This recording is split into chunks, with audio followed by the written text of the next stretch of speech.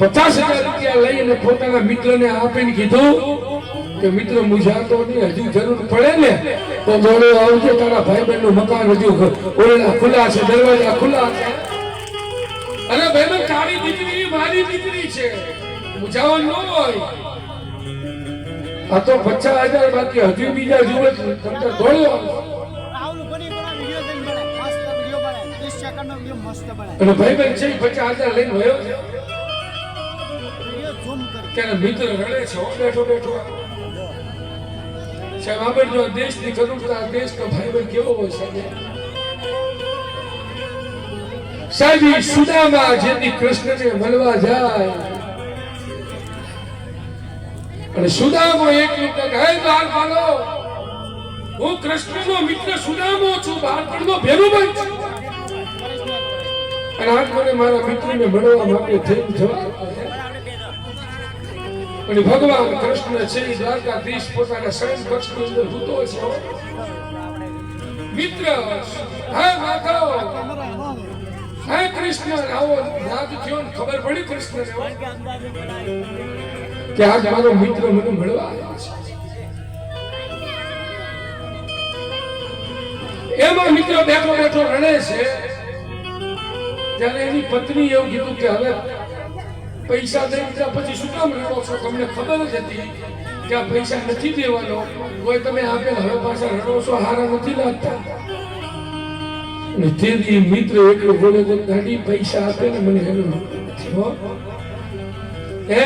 મેં પૈસા આપે એનું રોણું નથી, પૈસા પાછા નહીં આવે ને એનું રોણું નથી. પણ આજ મને રોણું એવી વાતનું છે કે મારો ભાઈબંધ, મારો ભેરુબંધ એક થાળીમાં અમે ખાતા હતા અને એના ઘરે જો આવી તકલીફ આવી હોય, આવી પરિસ્થિતિ આવી હોય ને તો મારે દેવા જવું પડે, એની જગ્યાએ મારી પાસે માંગવા આવવું પડ્યું ને, મને ઈ વાતનું દુઃખ છે. એને માંગવા આવવું પડ્યું ને, મને ઈ વાતનું દુઃખ છે.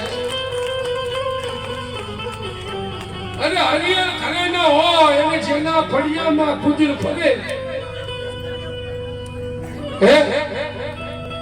હરિયર ઘરે ન હોય જેના ફળિયામાં કુદર ફરે, પછી એને વહીની વાતો ન હોય કે હરિયર જાને કાકા પણ તરાબીને ધાન ન નીપજે, કુડબીડ માળું ન હોય, જે હલ જખરો નીપજે જેનીમાં હોથલ પદબડી હોય. લાલો લખપતરાય છે. લાલા લખપતરાય અંગ્રેજ એ નિયમનો વિરોધ કરવા માટે થઈ નીકળે. સાહેબ કવિ લખે કે જનની જનતો ભગત. ભાઈ આપણે વિનંતી ઘણી વાત ઓછી કરો, હું જઉં પછી વાત કરજો, કારણ કે મારી વાત છે ને, હું વાત કરું, વાત મારી મરી જાય, મને મજા ન આવે, હું ગાવાનું ચાલુ કરજો. ઘણું ભાઈ પૈસે તેમ છતાં તમારા માટે મહેનત કરું છું.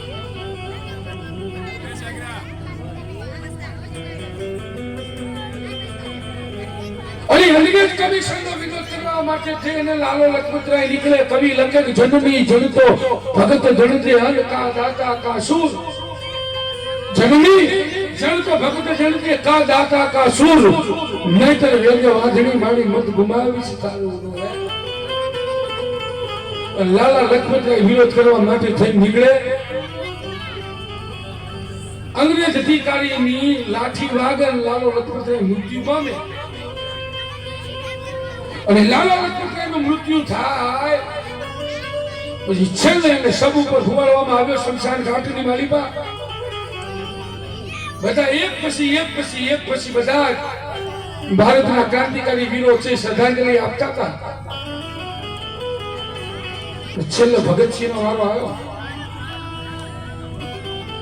અને ભગતસિંહ એમ કે ઘાયલા તને અત્યાર સુધી જેને જે કઈ તને શ્રદ્ધાંજલિ આપ્યું હોય, પણ હું ભગતસિંહ તને શ્રદ્ધાંજલિ આપું છું. લાલા તને જે અંગ્રેજ અધિકારીએ લાઠી મારી અને તને માર્યો છે એને કાળ હવાર દી થાય અને રનાજીના ઓરડેથી હુનકનારાયણ દૂધના કટોરા પી અને પૃથ્વી ઉપર કિરણ પાડે એ પેલા જો તને મારનાર અંગ્રેજ અધિકારીને જો ભરબજારે ગોળીએ ન વિધું ને તો ભગતસિંહ મટી જો લાલા, અને તો મેં તને સાચી શ્રદ્ધાંજલિ આપી કહેવાય. કાલ હવારની થાય 24 કલાક થાય જો અંગ્રેજ અધિકારીને મારું નહીં તો મારી જનનાણીના ધાવણ લાગે તો મેં તને સાચી શ્રદ્ધાંજલિ આપી કહેવાય હો. આ બાજુ લાલા રથોદરાય અગ્નિદાહ કરવામાં આવે. આ બાજુ સાહેબ ભગતજી છે.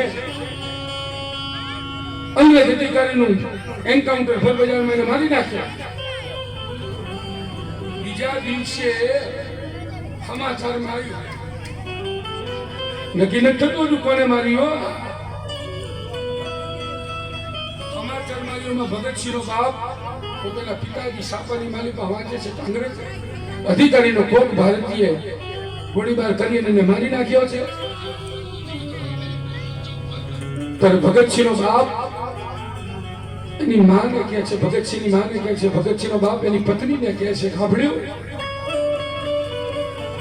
તો કોક અંગ્રેજ અધિકારીનું કોકે કાલ સવારે બળબજારે ગોળી મારી અને એને મારી નાખ્યો છે. હવે મને તો એવું લાગે છે, એનો બાપ આ બોલે છે કે મને તો એવું લાગે છે ક્યાંક આમાં આપણા ભગતનો તો હાથ નહીં હોય ને.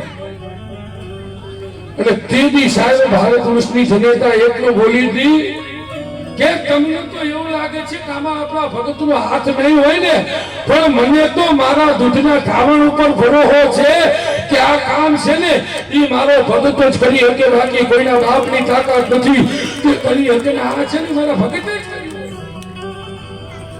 પોતાના પંડ ગણો જેને ઘટમાં ભરોસો ઘણો. કવિ લખે પોતાના પંડ ગણો જેને ઘટમાં ભરોસો ઘણો. નકર હમણે કાંઈક ખતરાવાળા હોય. હમણે એક જણો ઇલેક્ટ્રિકની દુકાને જઈને કે બંદૂક છે, બંદૂક